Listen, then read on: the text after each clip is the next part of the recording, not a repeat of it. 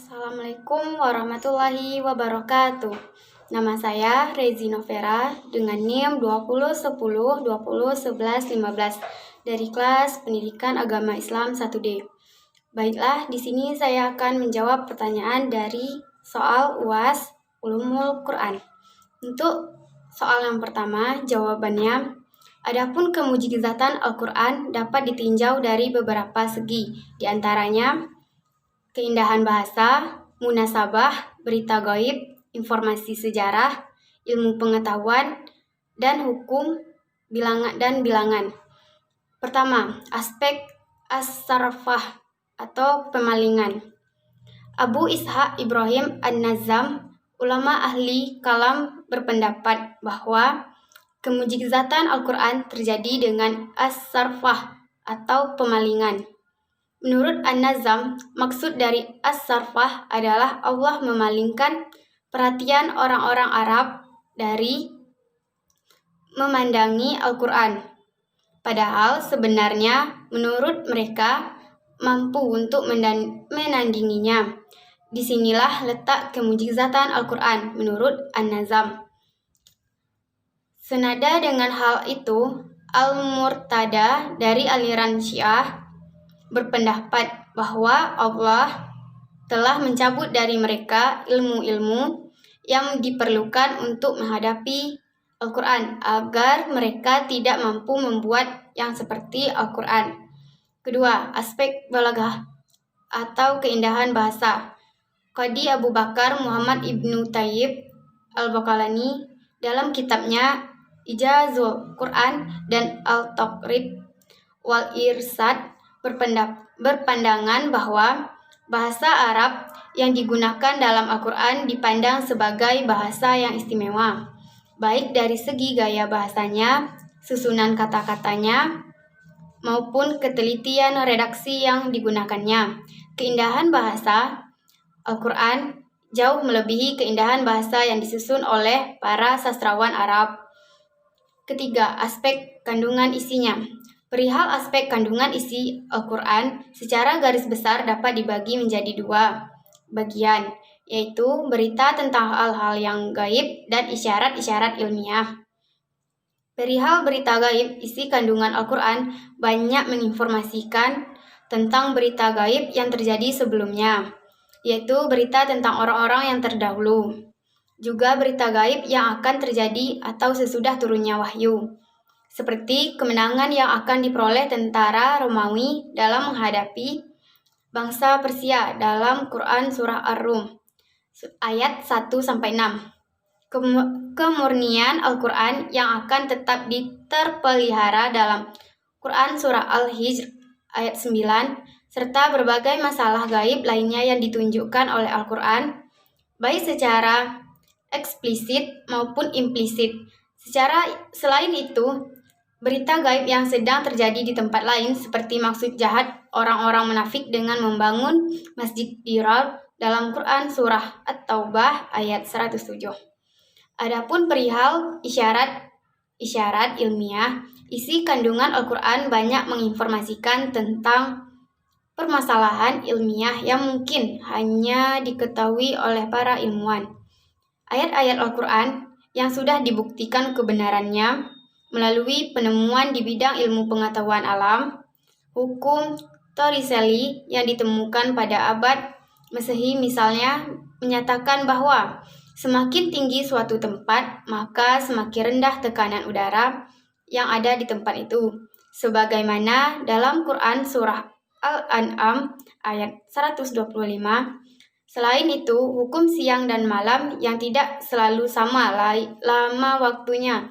Terkadang malam lebih panjang daripada siang, dan terkadang terjadi sebaliknya, sebagaimana dalam Quran Surah Yunus ayat 6. Keempat, aspek kesempurnaan syariatnya. Syariat Islam menunjukkan bentuk yang paling sempurna jika dibandingkan dengan bentuk perundang-undangan manapun yang pernah ada di dunia ini. Selain itu, syariat Islam juga diakui sebagai syariat yang sesuai dengan kebutuhan manusia. karena berasal dari penciptaan manusia itu sendiri. Sedangkan tujuan utamanya untuk membebaskan manusia dari dunia gelap gulita menuju dunia yang terang menderang, sebagaimana dalam Quran Surah Al-Baqarah ayat 257. Wallahul alam. Selanjutnya saya akan menjawab pertanyaan dari nomor 2. Asbabun nuzul dari surah Al-Ikhlas menegaskan akan keesaan Allah Subhanahu wa Ta'ala, di mana saat itu orang-orang kafir Quraisy yang mempertanyakan esensi Tuhan yang disembah Nabi Muhammad SAW berawal ketika Nabi Muhammad hendak hijrah ke Madinah. Orang-orang kafir Quraisy telah merencanakan akan membunuh beliau sebelum berangkat ke Madinah. Dengan pertolongan Allah Subhanahu wa Ta'ala, beliau berhasil lolos dari kepungan kafir Quraisy dan berhasil keluar dari kota Mekah. Mengetahui Rasulullah berhasil kabur, mereka menyusun rencana ulang untuk menangkap Rasulullah SAW. Pertemuan tersebut berlangsung di Darun Nadwah. Selanjutnya saya akan menjawab pertanyaan dari nomor 3. Studi Al-Quran atau yang biasa disebut sebagai ulumul Quran telah mengalami perkembangan yang pesat. Hal ini mulai terasa sejak abad ke-14 Hijriah. Pada era tersebut, keemasan Islam mulai tumbuh dan memberikan hasil positif terhadap perkembangan Islam, khususnya keilmuannya, dan beberapa karya ulama Islam seperti Ibnu Sina, Al-Ghazali, dan lainnya.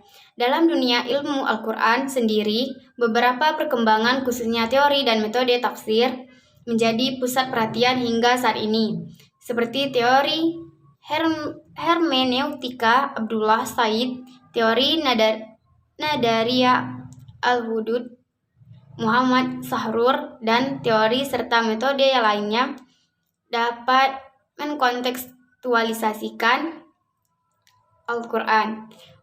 Pada masa Bani Umayyah, perkembangan ilmu-ilmu Al-Quran mulai menyebar beserta penyebaran Islam secara lisan ke berbagai daerah. Beberapa orang yang berjasa dalam penyebaran ilmu-ilmu Al-Quran adalah keempat khalifah dan beberapa sahabat-sahabat lainnya seperti Zaid bin Thabit. Pada abad kedua adalah abad dimulainya pembukuan ilmu-ilmu Al-Quran, di mana para ulama memusatkan perhatiannya ke dalam kajian induk ilmu Al-Quran. Baiklah, selanjutnya saya akan menjawab pertanyaan dari nomor 4. Menurut saya, isyarat-isyarat tentang ilmu pengetahuan dan teknologi atau iptek, serta ayat-ayat Al-Quran alam atau kauniyah yang dapat dijadikan motivasi dan inspirasi dalam berbagai rekayasa, baik sosial, teknik, maupun genetika.